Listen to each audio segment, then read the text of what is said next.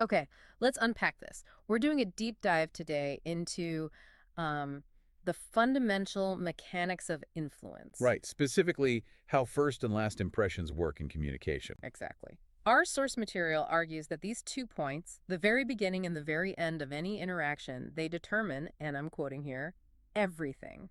Which is a massive claim. When you look at the evidence they present, it really holds up. It does. A few opening words decide if you, the listener, stay engaged or just, click away. In that final thought, that's what sticks with you. That's the residue. The sources call this whole thing the mystery of influence. And what's so fascinating about the material we're looking at is that it's not just theory. No, it's like a behind the scenes look. It's showing the backstage evolution of how these scripts were actually written. We're literally tracing the shift from these simple, traditional templates, The ones that just give you information. right, to these incredibly complex styles that aren't just trying to inform, but to, quote, create an entire mental state in you. It's a huge leap. So, for you listening, our mission today is pretty clear. We're going to analyze this journey step by step. To understand not just what to say, but how you craft words to build curiosity and tension. Especially with really big, difficult subjects. The main test case in the sources was artificial intelligence. A perfect example. But to get there, we have to start at the beginning. So, where did audio composition start, according to the documents? What were those classic foundational templates? Well, it all started with definition, not engagement. The sources lay out three classical styles, and they're really the pillars of broadcast communication. And they're all about establishing an identity fast. Exactly. First, you've got what they call the formal calm approach. Think longer words, a slower pace. Something like, Welcome to our program, where we open a new window on knowledge. Precisely. It promises serious, rigorous analysis. Then you have the complete opposite, the fast, enthusiastic style. That's the high energy one. Yeah, short, punchy sentences, faster tempo, like this is the space where we discover new stories and perspectives. It feels like a call to action. And the third one. The third is the narrative storytelling template. It tries to ground you in a human experience right away. Every day there's a story worth telling. And today we uncover one of them. Exactly that. You know, when you list them out like that, they feel a bit, I don't know, worn out, little overused, maybe. That's a fair point. And it's the main problem those sources identify, saturation. But their value is still there, deep down. How so? The source describes them as the sign on the shop door. Their goal is just identity. So in a split second, you know if you're getting a quiet, analytical show or something high energy. Exactly. You're setting expectations for the tone and the pace. And based on these, the sources set up audio composition standards. Like what? Well, for an identity to stick, the intro has to set the tone within 5 seconds. That's maybe, what, 10 to 15 words? That's not a lot. Not at all. It means short sentences, clear language, and always leaving room for the music to build the mood. This is the baseline. But the problem, as the documents say, is when you stop there. And that's the failure point.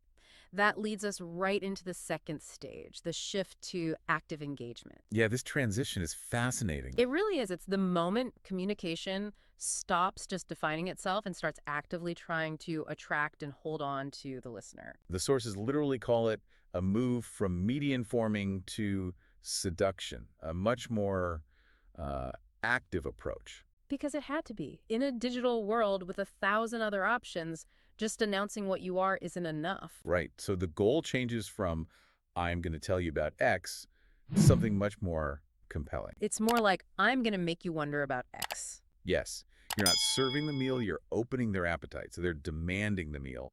And this is where the hook comes in. And the examples in the sources, they completely bypass the old welcome message. They just plunge you right in. Totally. They hit you with a direct question that makes you think, like, how many times did something simple change your entire day? Or they use a shocking fact. I remember this one. Did you know that most of our major decisions are made unconsciously in just 2 seconds flat? That 2-second fact is a perfect example of what they call direct curiosity arousal. Right. Or even more directly, something like, if I told you that after this deep dive, you'd see this topic completely differently. These are all just surgically designed to grab you. So let's break down the psychology here. What's actually going on in our brains when we hear these hooks? There are two big principles working together. The first one is what's known as the curiosity gap. When you hear that shocking fact, like the 2-second decision, it instantly creates a deficit in your knowledge. a gap. And the human brain hates a gap. It's hardwired to hate it. It sees an incomplete puzzle and just has to know why and how, so you're compelled to keep listening to fill that void. So you're basically weaponizing our dissatisfaction with not knowing something. You are, but the sources are clear that this isn't just clickbait. What's the difference? The difference is whether the content actually delivers the answer. If you create that gap and then you fill it, that's effective communication.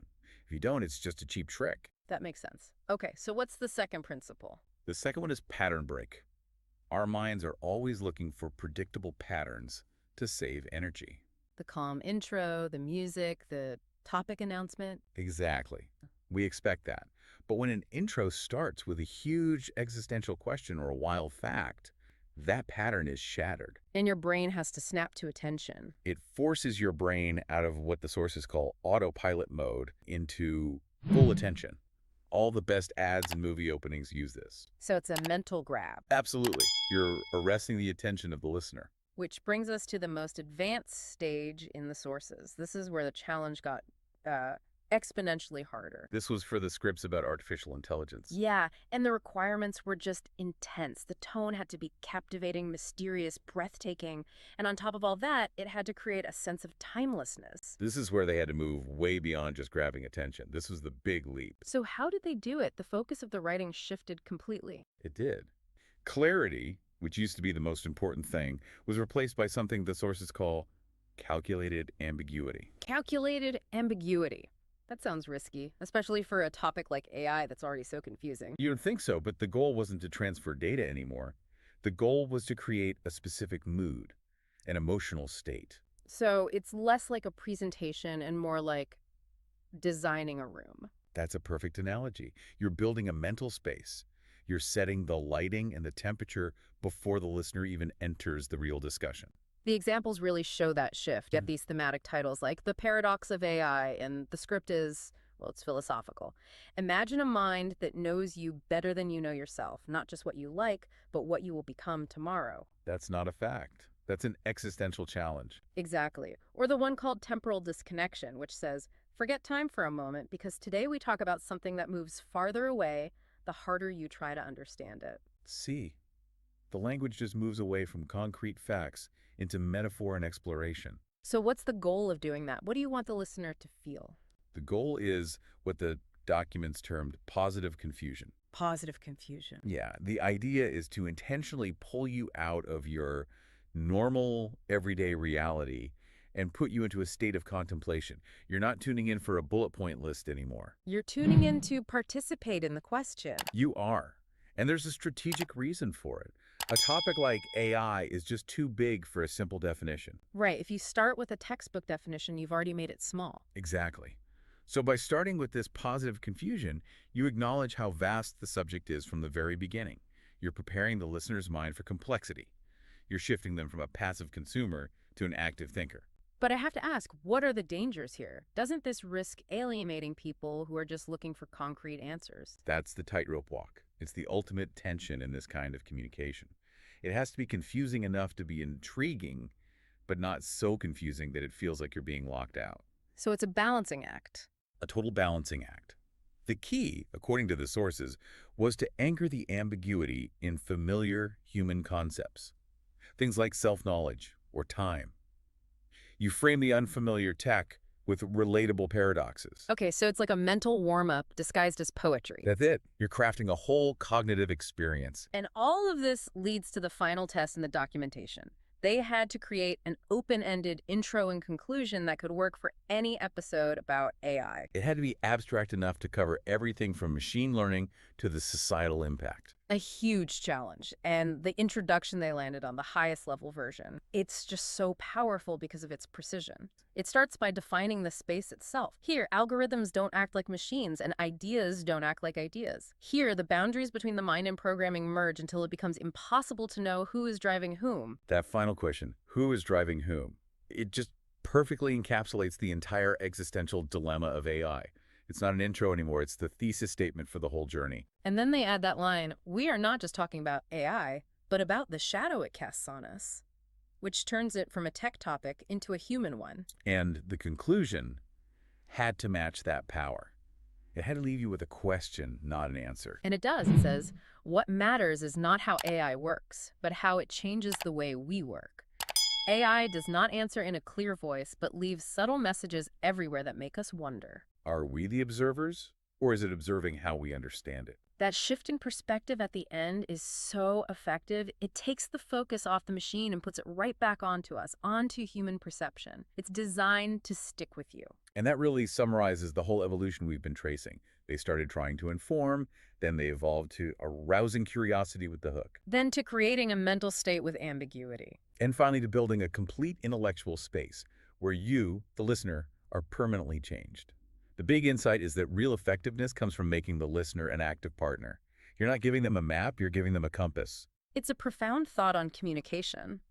But here's the final twist, the crazy context for all of this. Ah, yes. The entire documentation we've been discussing, it's a record of a human instructing an AI system to write these scripts. We've literally been watching an AI learn to go from simple logic to this level of deep philosophical writing. Which leaves us with the biggest question of all. While we humans are busy teaching machines how to write stories that question our own reality, what stories are they learning about us, about our perception? And that's the final thought for you to take away from this. Are we just data points in the AI's own story of learning? Ultimately, who is teaching whom, and who is writing whose story?